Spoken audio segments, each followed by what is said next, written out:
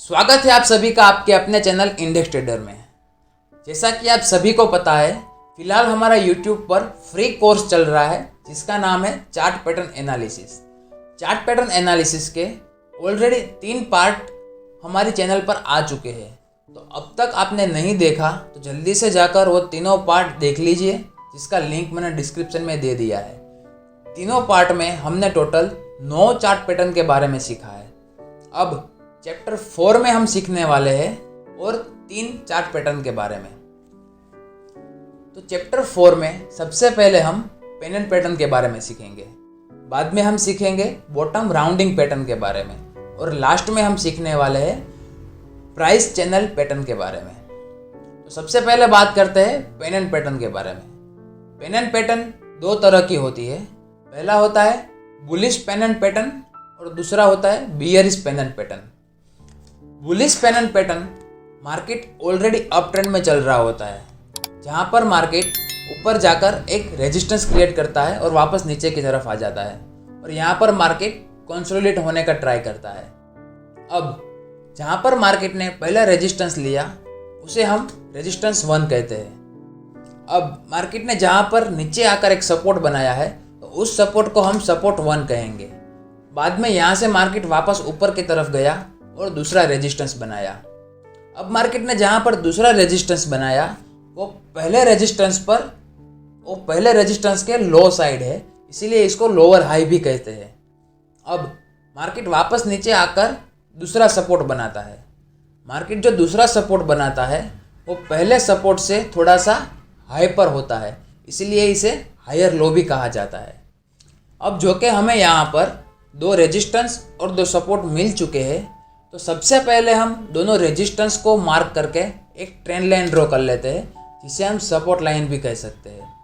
अब दोनों सपोर्ट को ड्रॉ करके एक ट्रेंड लाइन ड्रॉ कर लेते हैं, जिसे हम सपोर्ट लाइन भी कह सकते हैं। पेनेंट पैटर्न में हमें एक बात का ध्यान रखना है कि रेजिस्टेंस लाइन और सपोर्ट लाइन दोनों एक दूसरे के सिमिलर नहीं होनी चाहिए।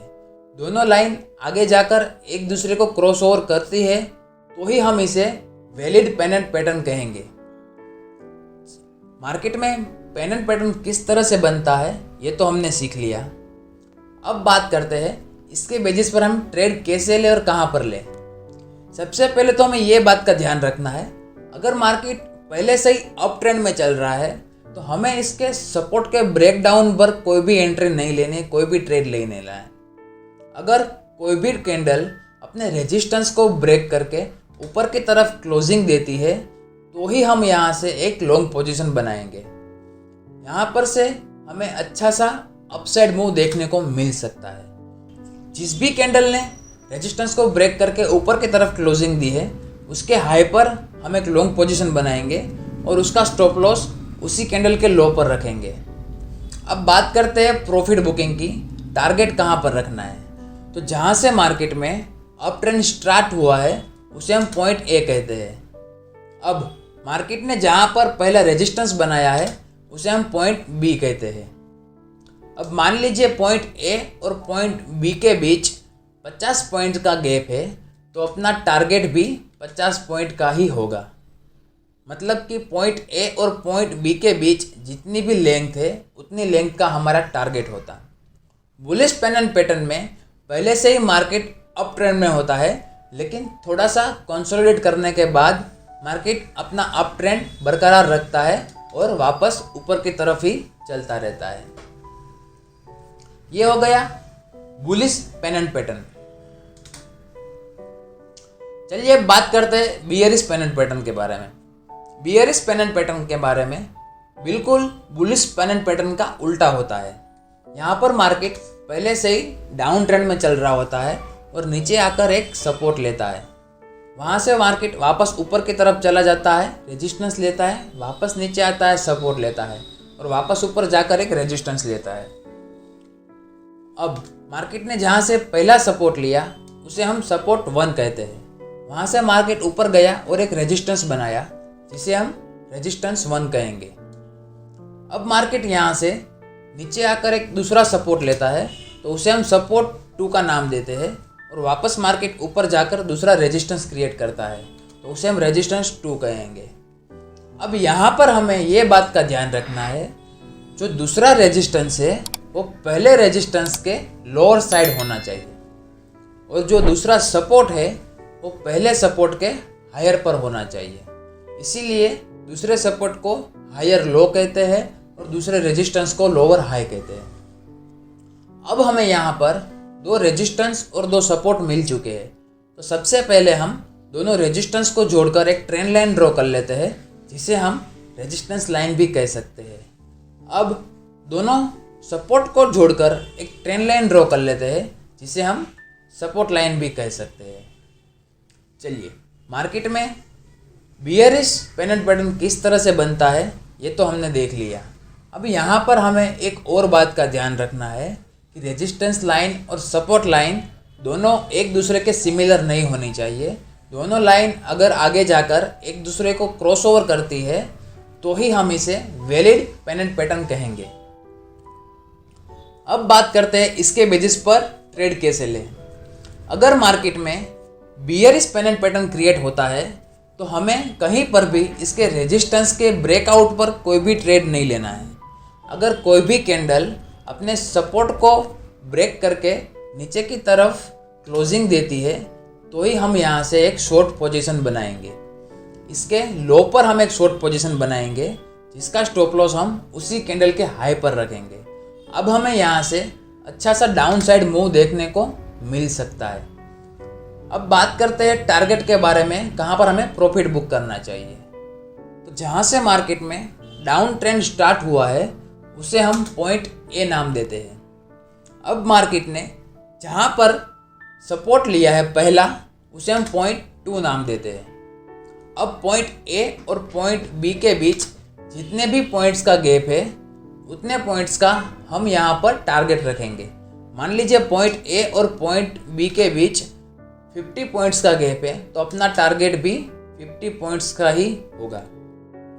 बियरिश पेनेंट पैटर्न में मार्केट पहले से ही डाउन ट्रेंड में था, थोड़ा सा कंसोलिडेट होके मार्केट अपना डाउन ट्रेंड बरकरार रखता है। तो इस तरह से मार्केट में बियरिश पेनेंट पैटर्न क्रिएट होता है। चलिए अब बात करते हैं राउंडिंग बॉटम पैटर्न के बारे में। राउंडिंग बॉटम पैटर्न बड़े टाइम फ्रेम में ही बनती है। इसमें हम ना ही इंट्राडे ट्रेड ले सकते हैं, ना ही शॉर्ट टर्म के लिए ट्रेड ले सकते हैं, और ना ही मीडियम टर्म के लिए ट्रेड ले सकते हैं। राउंडिंग बॉटम पैटर्न सिर्फ उन लोगों के लिए है जो लॉन्ग टर्म में इन्वेस्टमेंट करते हैं। राउंडिंग बॉटम पैटर्न में या तो हम 1 वीक या फिर 1 मंथ की कैंडल का यूज़ करके इसे हम अच्छी तरह से मार्केट में फाइंड कर सकते हैं। कोई भी चार्ट पैटर्न हो वो 2 ट्रेंड से बनती है। पहला होता है अप ट्रेंड, दूसरा होता है डाउन ट्रेंड। लेकिन राउंडिंग बॉटम पैटर्न सिर्फ एक ही ऐसा पैटर्न है जिसमें तीनों ट्रेंड आ जाता है। सबसे पहले डाउन ट्रेंड, बाद में साइडवेज ट्रेंड और बाद में अप ट्रेंड। सबसे पहले मार्केट में आपको अच्छा सा डाउन ट्रेंड देखने को मिल सकता है।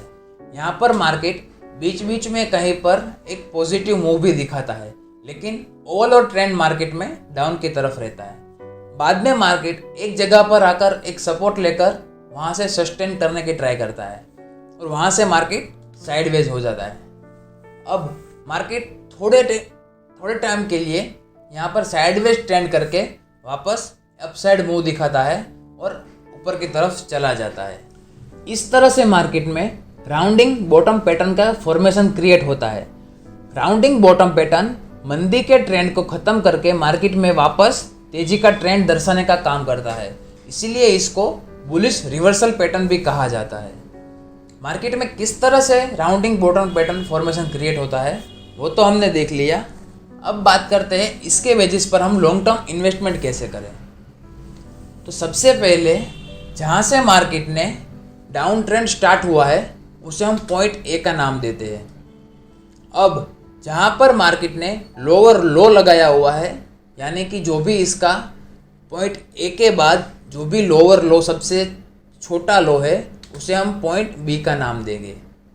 अब पॉइंट ए और पॉइंट बी उसके बीच की लेंथ को हम मान लेते हैं ये 100% है। मतलब पॉइंट ए से कोई भी स्टॉक हो उसमें 100 पॉइंट्स की गिरावट आई है, अब कहीं पर भी हमें मार्केट में पॉइंट बी से लेकर ऊपर की तरफ हमें 30% का अपसाइड मूव दिखता है, यानी कि जो भी इसका लोअर लो है, यहाँ से कोई भी स्टॉक ऊपर की तरफ 30 पॉइंट्स चलता है तो वहाँ से हम एक लॉन्ग टर्म के लिए एक एंट्री ले सकते हैं। यहाँ से हमें अच्छा सा अपसाइड मूव देखने को मिल सकता है, जो कि हम लॉन्ग टर्म के लिए इन्वेस्टमेंट के लिए ट्रेड कर ले हैं तो यहाँ पर स्टॉप लॉस का इतना कोई महत्व नहीं होता है। लेकिन अगर आप स्टॉप लॉस रखना चाहो तो इसके सपोर्ट पर आप अपना स्टॉप लॉस सेट कर सकते हो, और टारगेट के लिए जहाँ पर पॉइंट ए आता है उसी प्राइस पर हम अपना टारगेट रखेंगे और वहाँ पर अपना प्रॉफिट बुक करेंगे। अगर कोई भी कैंडल पॉइंट ए के प्राइस को क्रॉस करके ऊपर की तरफ क्लोजिंग देती है तो वहाँ से हम टारगेट के लिए पॉइंट ए से लेकर पॉइंट बी के बीच जितने भी पॉइंट्स का गैप है उतने पॉइंट्स का हम अपना टारगेट रख सकते हैं। लेकिन मैं आपको ये कहूँगा कि आप हो सके तो पॉइंट ए पर अपना प्रॉफिट बुक कर लीजिए, क्योंकि उसके ब्रेकआउट पर अगर ट्रेड बनता भी है तो वो बहुत ही रिस्की हो जाएगा। ये था हमारा राउंडिंग बॉटम पैटर्न। इस तरह से मार्केट में राउंडिंग बॉटम पैटर्न क्रिएट होता है और मार्केट में डाउन ट्रेंड को ख़त्म करके वापस अप ट्रेंड आता है और इसमें अच्छा सा प्रॉफिट भी हमें मिलता है। चलिए अब बात करते हैं प्राइस चैनल पैटर्न के बारे में। प्राइस चैनल पैटर्न दो तरह की होती है। पहला है बुलिश प्राइस चैनल पैटर्न, दूसरा है बियरिश प्राइस चैनल पैटर्न। सबसे पहले हम बात करते हैं बुलिश प्राइस चैनल पैटर्न के बारे में। बुलिश प्राइस चैनल पैटर्न में शुरुआती ट्रेंड अप ट्रेंड होता है, लेकिन मार्केट ऊपर जाकर एक तरह से रेजिस्टेंस लेकर वापस नीचे की तरफ आता है। वहाँ से मार्केट वापस ऊपर की तरफ जाता है और वापस नीचे की तरफ आता है। इस तरह से मार्केट एक फॉर्मेशन क्रिएट करता है। अब चलिए, जहाँ पर मार्केट ने पहला रेजिस्टेंस लिया था उसे हम रेजिस्टेंस 1 नाम देते हैं। वहाँ से मार्केट नीचे आकर एक सपोर्ट लेता है तो उसे हम सपोर्ट 1 कहते हैं। अब मार्केट वहाँ से वापस ऊपर जाता है और एक दूसरा रेजिस्टेंस क्रिएट करता है, लेकिन जो दूसरा रेजिस्टेंस होता है वो पहले रेजिस्टेंस से लोअर साइड में होता है, इसलिए इसे लोअर हाई भी कहा जाता है।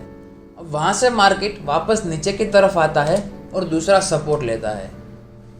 यहाँ पर मार्केट ने जो दूसरा सपोर्ट लिया है वो पहले सपोर्ट से लोअर की साइड होता है, इसीलिए इसे लोअर लो भी कहा जाता है।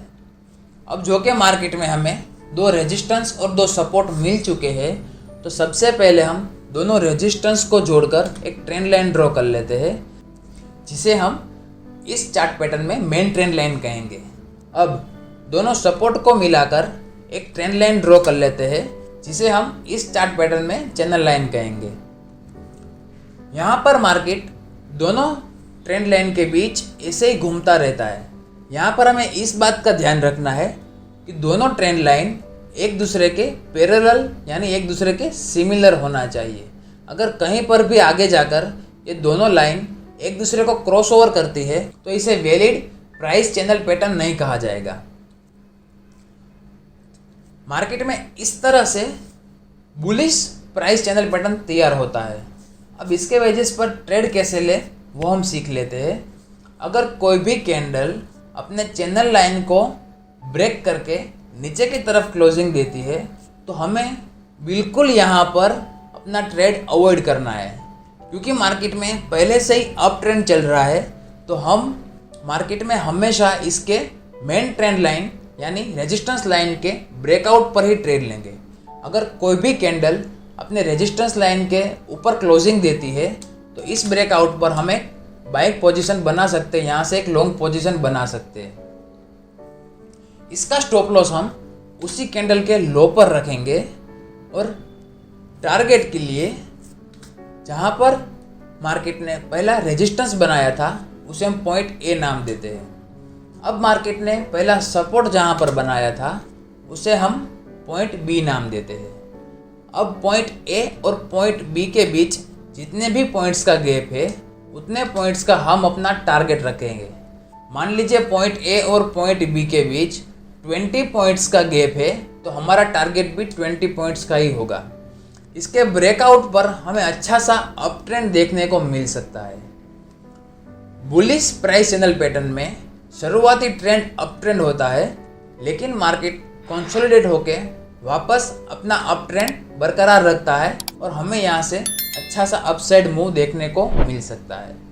तो इस तरह से प्राइस चैनल पैटर्न में हम बढ़िया सा प्रॉफिट कर सकते हैं। अब बात करते हैं बियरिश प्राइस चैनल पैटर्न के बारे में। बियरिश प्राइस चैनल पैटर्न में शुरुआती ट्रेंड डाउन ट्रेंड होता है। यहाँ पर मार्केट पहले से ही डाउन ट्रेंड में ही चल रहा होता है, लेकिन नीचे आकर एक सपोर्ट लेता है और वापस मार्केट ऊपर की तरफ चला जाता है। लेकिन ये तेज़ी बरकरार ना होके वापस नीचे की तरफ आती है और नीचे एक सपोर्ट लेता है। तो जहाँ पर मार्केट ने सबसे पहला सपोर्ट लिया था उसे हम सपोर्ट 1 का नाम देते हैं। यहाँ से मार्केट वापस ऊपर की तरफ चला गया और एक रेजिस्टेंस क्रिएट किया, इसे हम रेजिस्टेंस 1 का नाम देते हैं। अब मार्केट वहाँ से वापस नीचे की तरफ आया और दूसरा सपोर्ट क्रिएट किया, लेकिन ये सपोर्ट पहले सपोर्ट की तुलना में हायर के साइड होता है, इसीलिए इसे हायर लो भी कहते हैं। अब मार्केट यहाँ से वापस ऊपर की तरफ जाता है और दूसरा रेजिस्टेंस क्रिएट करता है, जिसे हम रेजिस्टेंस 2 का नाम देते हैं।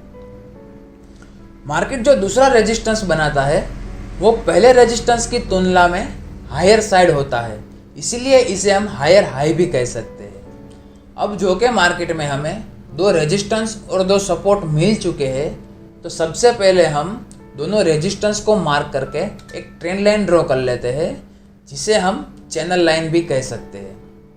अब दोनों सपोर्ट को मिलाकर एक ट्रेंड लाइन ड्रॉ कर लेते हैं, जिसे हम मेन ट्रेंड लाइन कहेंगे। जहाँ पर जो कि ये बियरिश प्राइस चैनल पैटर्न है, तो यहाँ पर अगर कोई भी कैंडल अपनी चैनल लाइन को, अपनी रेजिस्टेंस लाइन को ब्रेकआउट करके ऊपर की तरफ क्लोजिंग देती है, तो हमें यहाँ पर अपना ट्रेड अवॉइड करना है, क्योंकि मार्केट पहले से ही डाउन ट्रेंड में ही चल रहा है। तो प्राइस चैनल पैटर्न का ये रूल है कि मार्केट पहले से जिस ट्रेंड में चल रहा है उसी ट्रेंड में वापस जाता है। साथ में हमें ये बात का भी ध्यान रखना है कि यहाँ पर जो दोनों ट्रेंड लाइन है वो दोनों ट्रेंड लाइन एक दूसरे के पैरेलल होनी चाहिए, एक दूसरे के समान अंतर पर होनी चाहिए। अगर आगे जाकर दोनों ट्रेंड लाइन एक दूसरे को क्रॉसओवर करती है तो ये वैलिड प्राइस चैनल पैटर्न नहीं कहलाया जाएगा।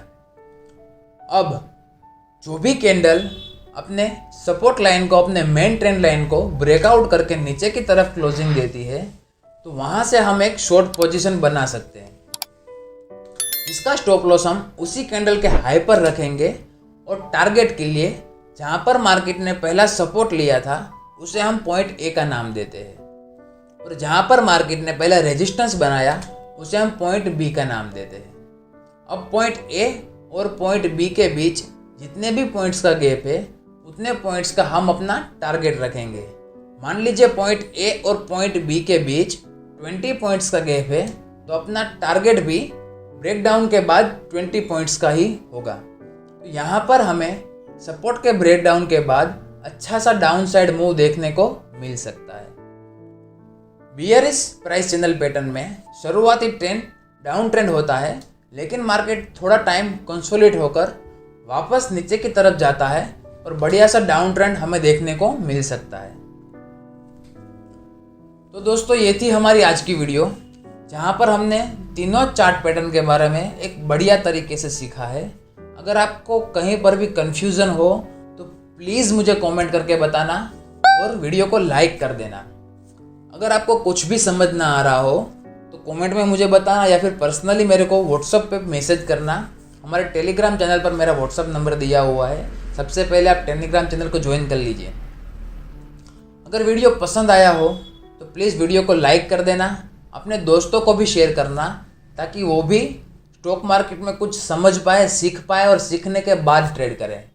मुझे पता है कई सारे लोग स्टॉक मार्केट में ट्रेड करते हैं, क्योंकि वो लोग स्टॉक मार्केट में बिना नॉलेज के एंटर होते हैं और अंधाधुंध ट्रेडिंग करते रहते हैं।